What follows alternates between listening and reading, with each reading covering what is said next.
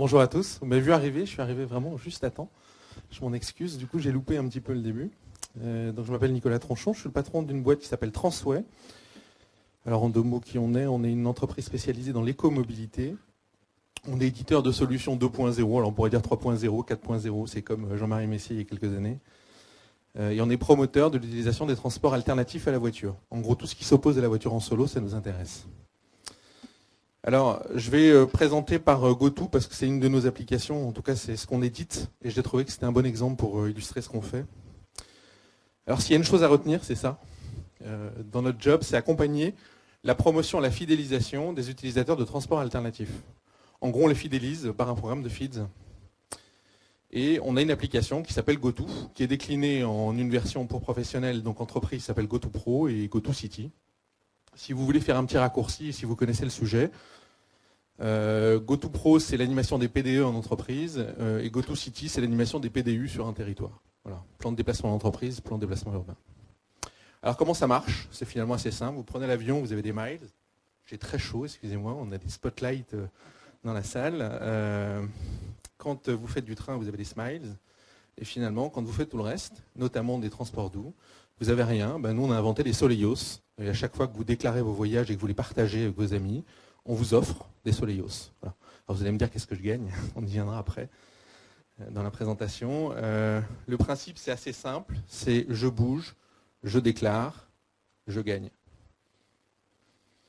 En fait, assez rapidement, on va s'apercevoir, notamment avec des technos sur lesquels on est en train de travailler avec Nomadic, que potentiellement, on n'aura plus besoin de déclarer et que c'est le simple fait de se déplacer qui permettra d'identifier son mode et de gagner. Alors, ce que gagnent les usagers, c'est en général la question qui vient juste après. C'est assez simple. Nous, on organise un concours annuellement et ce concours, on le dote. Et donc, au 31 décembre, on offre des cadeaux dans une boutique en ligne qui s'appellera soleios.com. Et puis, du coup, on demande à nos partenaires, là aussi, on fait un appel aux dons, on demande à nos partenaires qui veulent s'investir dans le domaine de doter cette dotation de la même manière. Et on s'intéresse plus particulièrement aux gens qui sont dans le domaine du transport. Vous me voyez venir, des opérateurs de transport, des opérateurs de services dématérialisés nous intéressent grandement. Et donc, on dote notre concours.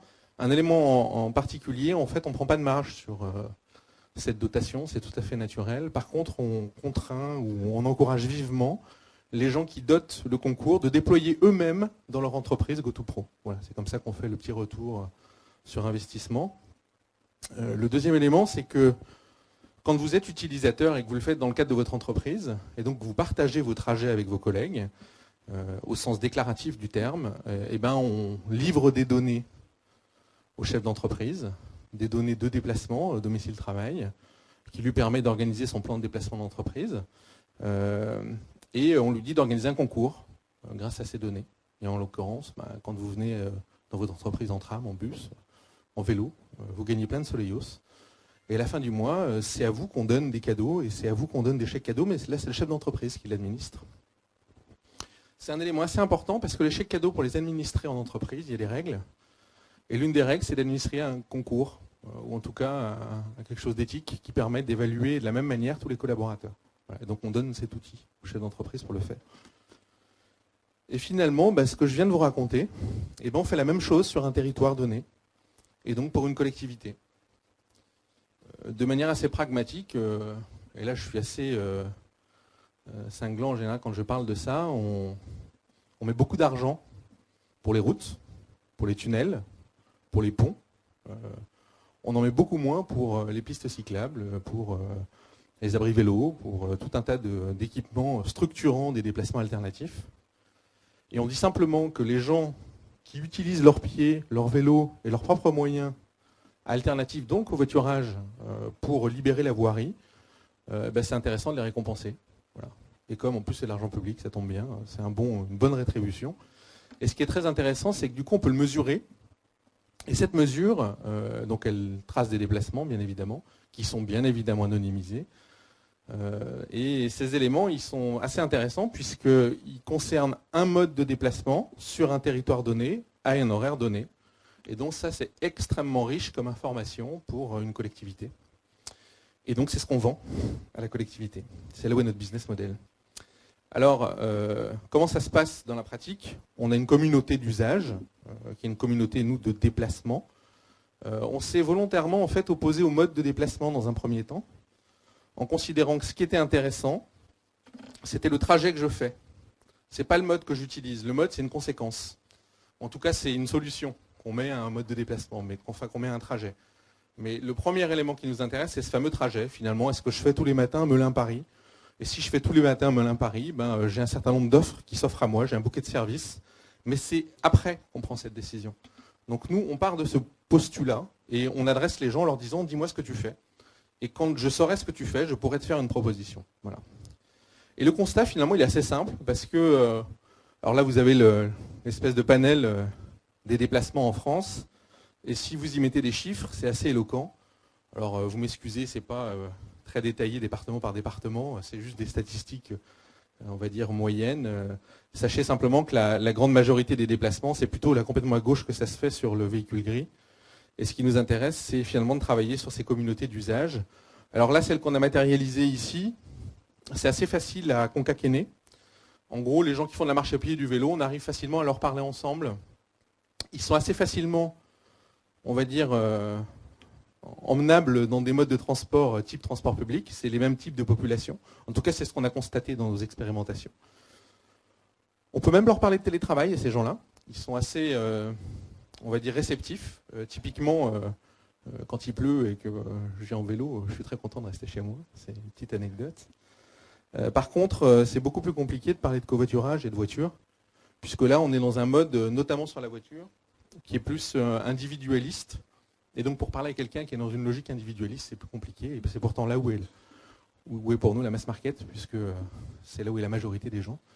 Et donc là aussi, on travaille avec Nomadic sur des outils pour leur parler en temps réel. Et l'outil que vous connaissez peut-être, qui s'appelle Ecogeyser, est un outil intéressant, puisqu'il est utilisé par l'individu en temps réel dans le véhicule.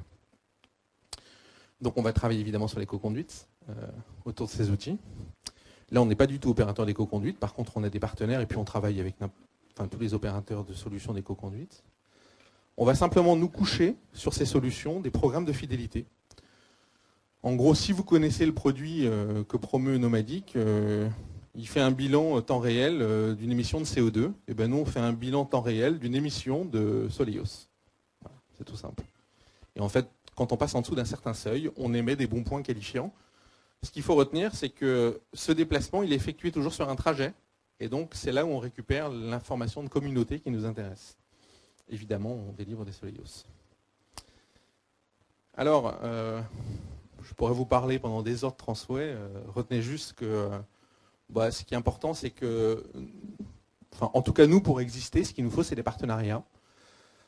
Parce que construire des communautés, c'est très compliqué. Et quand on s'adresse à des communautés déjà existantes, c'est beaucoup plus simple. On a moult expérimentations depuis 2 ans et demi qu'on existe, qu'on a réalisées. À chaque fois que ça marche, c'est quand la communauté existe déjà. Dans le 2.0, on a coutume de dire on ne crée pas une communauté, on l'anime. Créer une communauté, c'est très, très, très compliqué. D'ailleurs, on était parti de ce postulat-là au départ, et ça a été un échec. Et donc, les conséquences, c'est qu'on a changé le fusil d'épaule, et qu'on a plutôt fabriqué des applications qui viennent dans les communautés, plutôt que de fabriquer une communauté en elle-même.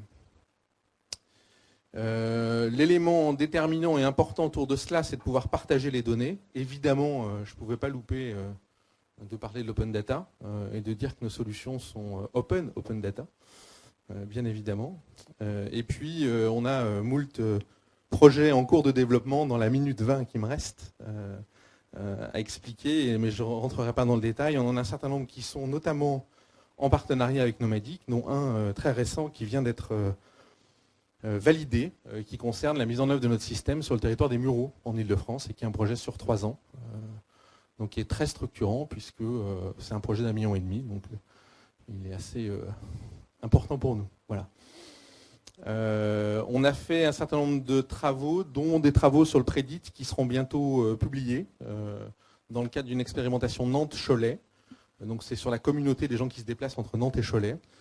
Et puis, bon, je n'ai pas le temps de le développer ici, mais on a fait une belle expérimentation qui est disponible, dont je pourrais vous parler, sur l'axe Bourgoin-Lyon, Bourgoin-Jallieu-Lyon, sur lequel on a adressé les gens de la communauté qui font ce trajet tous les jours, en car.